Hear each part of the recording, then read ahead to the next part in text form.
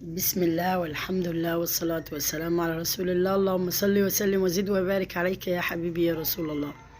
اللهم اخرجني من حولي وقوتي وادخلني في حولك وقوتك. النهارده يا حبايب قلبي معايا روتين كده ان شاء الله باذن الله، اتمنى ينول اعجابكم. وقبل ما نبدا في الفيديو عايزين نصلي على الحبيب المصطفى صلى الله عليه وسلم. اللهم صل وسلم وزد وبارك عليك يا حبيبي يا رسول الله. النهارده هعمل لكم روتين كده في الشقه معايا ان شاء الله باذن الله يعجبكم، اتمنى ان شاء الله يعجبكم يا رب. اول حاجه بدات بيها يومك كده، هو صحيت بدري بدري يعني بعد الفجر على طول. بدات الروتين بتاعي. وعايزه اقول لكم الوقت اللي هو بقى يعني من وقت الفجر كده للصبح كده بيبقى ميعاد حلو جدا وكله بركه، ويوم بيبقى تحس ان انت عندك طاقه رهيبه، تبقى عايزه تقومي تهدي كل حاجه وتبنيها تاني من كتر الطاقه اللي عندك في ساعه الصبحيه بدري دي، بتبقى لحظه حلوه يعني. بس فقمت كده كنت متنشطه جدا وسبحان الله يعني، وقلت اشوف اللي ورايا فايه دي اللي هي الترجة بتاعت المطبخ، الدواسة اللي انا بحطها ما بين المطبخ والحمام عزكم الله يعني. فهي دي المشاية. بس فقلت اغسلها، عندي البيبة عمالة تطفح يا بنات على طول والله، مية بتطفح اول باول تطفح مية فبتغرق المطبخ خالص. هتشوفوا معايا فيديو يعني، شفتوا اكيد في اول فيديو انا بزق مية كمية رهيبة كل شوية الدنيا تغرق. بس فانا لقيت دي كل شويه تتملي برضو ميه، فقلت بما ان هي اتملت ميه خلاص مش هينفع ان انا اصفيها، وميه طبعا نازله من الغساله وكده، فانا خلاص همسك دي بالمره واغسلها. بس غسلتها كده وكنت بصور بيد واحده، لان الوقت ده الاولاد طبعا كانوا نايمين فيه، مينفعش صح حد وازعجهم واقول لهم قوموا عشان تصوروا له ولا الكلام ده. فمسكت بيد وعملت بيد تانية زي ما انتم شايفين. غسلتها وسبتها تتصفى فترة طويلة كده هو لحد ما ادخل اعمل اي حاجة تانية. في حاجات كتير عملتها بس ما صورتش. انا عندي الحامل صح وكده، بس الستاند يعني مش مظبوط معايا، مش عارفة والله ماليش حظ خالص في موضوع الستاند ده، فمش عارفة ماله كده مش راضي يتظبط معايا، فقلت بوديه للراجل يظبطهولي، وعشان لما عاوز اصور حاجة مع نفسي اعملها. بس هنا كنت نشرة غسيل وقلت ألمه وبعد كده نشر مشاه وأشوف اللي ورايا يعني. شايفين حتى كان الوقت بدري بدري خالص. حصل موقف حلو جو كده يعني موقف بصراحة يضحك. في ست جنبنا كبيرة في السن هنا كانت دم كده يعني بتطلع الطيور بتاعتها وكده، فبتحب تصبح عليا يعني وأصبح عليها، فهي شافتني بتقولي صباح الخير ومش عارفة ايه، فهي اتفاجأت بيا كانت مصدومة. لقاني بصور، طب بصور ايه يا ربي، عمالة تفكر طب دي بتصور ايه. فكان موقف حلو خالص والله يا بنات، صح يعني صحيح يعني. شوف اللي وصلنا لحد فين يعني شوف 2023 وصلنا لحد فين. كانش في يوم من الايام يخطر على بالي ان انا مثلا اصور فيديوهاتي ولا الكلام ده. طب والله يوم من العلم قالوا لي افتح القناه، خربت الدنيا وتبقى قناتي وبتاعي ويعني ما كنتش اتخيل ابدا ان انا ممكن صوتي يطلع على اليوتيوب ولا اتكلم ولا الكلام ده خالص، سبحان الله يعني. بس يعني هنقول ارزاق برضه نصيب في الاول والاخر. اهم حاجه نطلع بيه بفايده، اهم حاجه ان احنا نسيب بصمه ورانا، اهم حاجه ان احنا نسيب ذكرى حلوه ورانا، اهم حاجه ما ناذيش حد في اليوتيوب، اهم حاجه نحفظ لساننا، اهم حاجه نحفظ نفسنا من القيل والقال. ربنا يعافينا ويعافيكم. طبعا كلكم شفتوا النهارده خبر وفاة اللي كنت اتكلم عنه، والله رحمة الله عليه. اليوتيوبر عادل فتحي توفاه الله النهارده، وسبحان الله ما كانش فيه اي حاجة عنده الراجل وكده على ما سمعت يعني. وكان لسه منزل فيديو امبارح كان بيتكلم وكان عادي جدا سبحان الله وتعالى. فعايزين يا بنات تتذكر ان الموت ده هو طبعا الموت ده حق، الموت ده اصلا حق، فمن يعترض على الحق فهو والعياذ بالله يعني شرك بالله. فالانسان اول ما تحصل عنده فجعة او مصيبة كبيرة زي كده على طول كل اللي يقولوا إنا لله وإنا إليه راجعون، يعني فعلا الموت حق وكل حاجة حق يعني. ربنا سبحانه وتعالى جعل الموت لنا حق، احنا أصلا يعني في النهاية كلنا زرع موت. ففعلا كانت فجعة موضوع عادل فتحي رحمة الله عليه توفاه الله. طبعا قناة النقد وكده المحتوى بتاعه، ربنا يا رب يرحمه ويغفر لي ويسامحه ويتولاه ويرحمنا جميعا ويهدينا ويصلح حالنا، اللهم امين اجمعين. فعايزين نسيب ذكرى حلوه وبصمه حلوه في حياتنا في اليوتيوب، مش عايزين اي حاجه يعني عايزين حاجة تنفع الناس مش تضر الناس. ربنا يا رب يعافينا وإياكم إن شاء الله بإذن الله يا رب العالمين. هنا الأستاذ أيودا خدت له اللقطة دي كان بيصلي فيها في الأرض. كان منظره عسل خالص والله. الله يهديه يا رب وينور طريقه ويجعله من الصالحين بإذن الله تعالى. هنا كنت الأوضة بتاعت العيال اعتبروها أوضة الكركبة، أوضة المدعكة. تقول لي يا أمه منى أنت مش مستغلة الأوضة والعيال يناموا فيها وكده. عايزة أقول لكم بجد والله الأوضة تجيب اكتئاب. يعني بصوا عاملة ازاي، بصوا الشيش متكسر والجزاز كله متكسر بتاع البلكونة، ومش بتكفل خالص، البلكونة بايظة أصلا. في عز الشتاء دي محدش هيقدر ينام جوه، أول لما حد ينام جوه بتسرب هوا على طول. وحتى مش راضية تتقفل، فافضل اسندها شمال اسندها يمين. بصوا عاملة ازاي متكسرة ومش راضية تقفل خالص معايا الأوضة. بس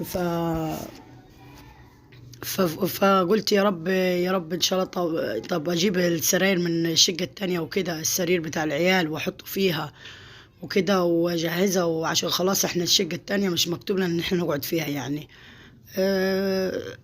لظروف الماء، يعني لظروف الماء مش مكتوب ان احنا نقعد فيها بس كده. فقلت انفض هي واوضبها. وبرضو الدولاب عندي مش بيقفل اصلا، يعني انا جبت له مفاتيح كتيره جربت عليه مش بيرضى يقفل خالص.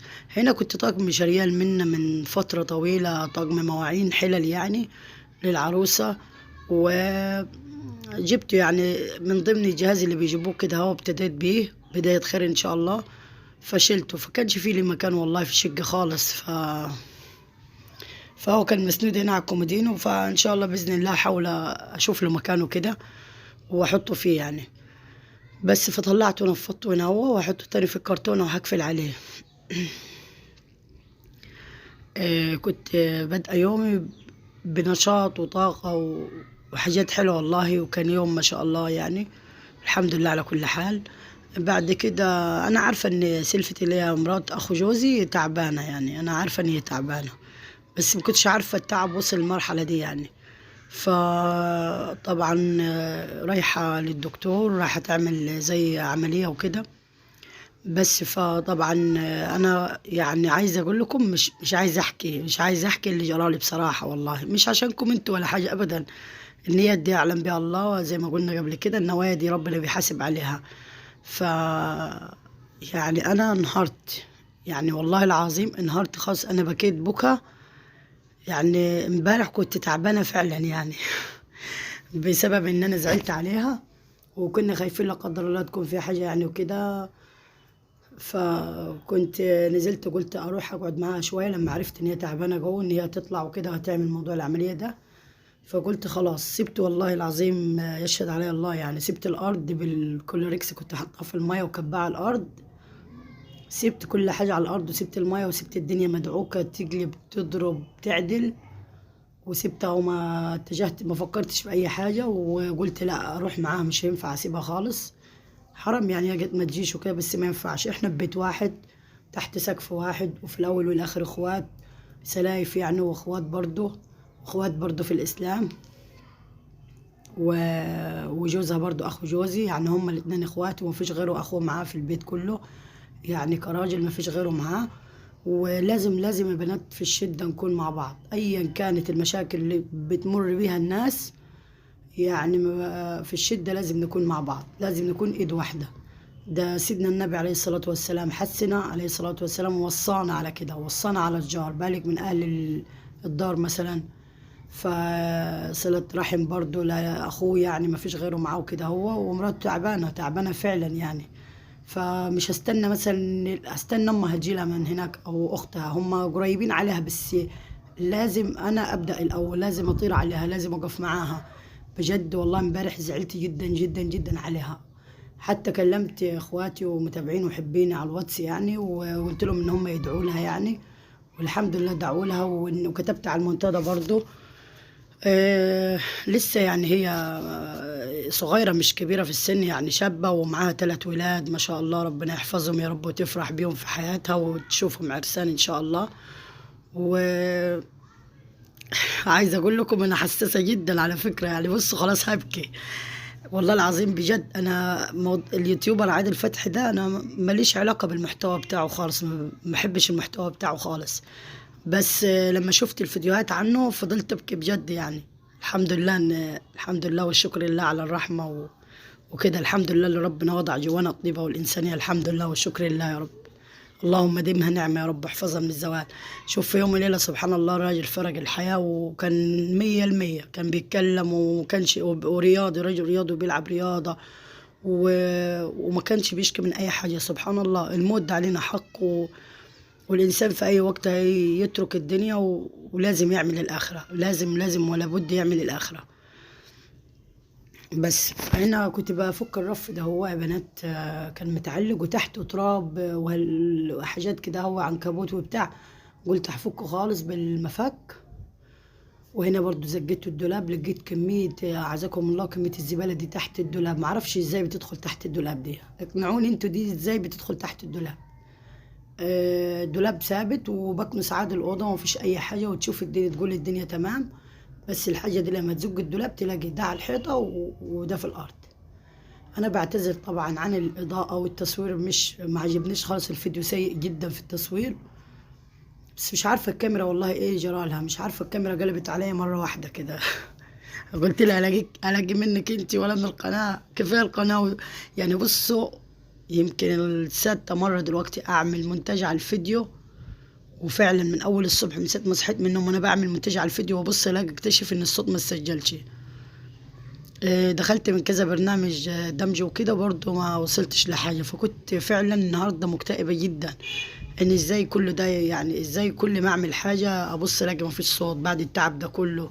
المفروض كان الفيديو ده ينزل لكم الساعة 8 الصبح، عارفين يعني 8 الصبح دلوقتي تقريبا الساعة 5 دلوقتي، فلسه بنعمل صوت عليه. فشوفوا كام ساعة استغرقت ان انا اظبط الفيديو، وبرضه مش واثقة ان هو اتحط عليه صوت، لسه انا بختبر يعني، هشوف هيعمل ايه. فعايزاكم يا بنات تقدروا تعبي وتحطوا لي اللايكات و... وتقدروني كده وتحطوا لي اللايكات بس، وتوقفوا معايا في القناة عشان ان شاء الله ربنا يكرمني ويرزقني كده يا بنات. نفسي والله، نفسي بجد يعني، انا مش عايزة اتكلم كتير واقول نفسي ونفسي ونفسي يعني.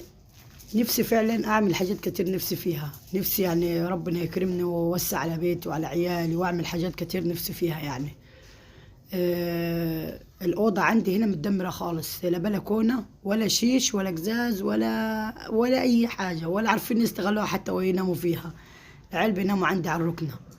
هنا قلت أحمر شوية بطاطس وأعمل الغدا بسرعة قبل أبو محمود ما يجي، عشان يجي من شغل الراجل يلاقي لقمة في البيت، طول النهار شقيان يلاقي لقمة في البيت. فقلت أجهز الأكل بسرعة كده عشان هتوكل على الله وأطلع أروح مع سلفة المشوار اللي انتوا عارفينه. ودعواتكم ليها ان ربنا يا رب يتم شفاها على خير وربنا ان شاء الله باذن الله يشفيها ويتم شفاها على خير، وما يوريناش فيها حاجه وحشه ابدا يا رب، عشان خاطر عيالها، حتى عشان خاطر نفسها، عشان خاطر جوزها، عشان خاطر كل حاجه، عشان خاطر هم ناس يعني بسيطه ومش حمل روح وجاي ومصاريف وعلاجات ودنيا. والله ربنا اعلى واعلم بيهم، والله العظيم ربنا اعلم بيهم. فبالله عليكم لا تدعوا لها، بالله عليكم تاني لا تدعوا لها.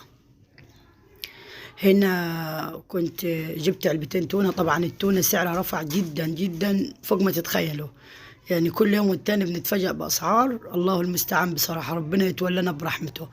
فقطعت، قلت عشان أكتر التونة كده جبت علبة تونة مفتتة، المفتتة بتبقى رخيصة شوية، وعلبة تاني قطع. وقلت اقطع عليها. بصوا سلطة التونة ده تعجبكم جدا يعني، وهتوفر معاكم برضو لما يكون عندك ما شاء الله يعني أسرة وكده. قطعت عليها بصلتين كده صغيرين، وقطعت عليها فلفلاية خضرة حلوة كده، هو حامية أو باردة حسب رغبتك. وقطعت عليها كمية طماطم حلوة كده عشان تكترها، واحط لها شوية كزبرة، شوية كمون، شوية ملح، شوية شطة. مش هكتر الشطة أنا عشان ولادي برضو. وإيه بقى، احط معلقتين طحينه كده، واظبط التونه بتاعتي ظبطه من الاخر، واقلبها كده واخليها زي ايه، زي سلطه تونه. تمام، عشان خاطر ايه نتغدى. هنحمر برضو شويه مكرونه. عايزه اقول لكم يعني ربنا اعلى واعلم، كمية التوتر اللي انا كنت فيها وانا بعمل في الفيديو ده، وخاصة إن اخر مرحلة اللي هي مرحلة الاكل برضو. هنا كنت بشيل المية برضو من الارض، كانت كتيرة. بس فكنت متوترة وزعلانة على سلفتي خالص بجد، كنت خايفة عليها. وتوكلنا على الله بعد ما خلصت الاكل ولبست ونزلت عشان نروح نشوف المشوار بتاعها، وان شاء الله ربنا يتم شفاها على خير يا رب. هنا كنت بحمر طبقين مكرونه كده عشان الولاد ويساعد في الاكل برضه، ومع البطاطس المحمره مع التونه كده، كانت غدوه حلوه يعني. بس ونعمه وفضل من عند الله، اللهم ديمها نعمه يا رب واحفظها من الزوال، اللهم ديمها نعمه يا رب واحفظها من الزوال. ضفت عليهم هنا حبه طماطم. بس بالله عليكم تشاهدوا لي الاعلانات عشان خاطر اربح من القناه، نفسي اقبض، نفسي فعلا يعني. انا مش هتكسف منكم، لان انا فعلا ما كنتش اقول لكم عن اللي جوايا ولا انا حاسه بيه والظروف اللي بمر بيها، ما حدش هيحس بيا. نفسي اقبض من القناه واربح منها والاقي دخل فيها والاقي تعبي يجيب فايده يعني. حتى اوقفوا معايا بس مشاهده الاعلانات يعني، لفضل لوجه الله مش لي انا، اعتبره ده لوجه الله يعني، اعتبروه ثواب ليكم. كده كده انت بتتفرج على اليوتيوب، كده كده بتحب القنوات اليوتيوب، بتحبي مثلا تتابعيني او تتابعي غيري، فانت كده كده داخله على اليوتيوب، فاستفيدي، فيدي واستفيدي، احنا نستفيد وانت كمان هتستفيدي حسنات ان شاء الله باذن الله.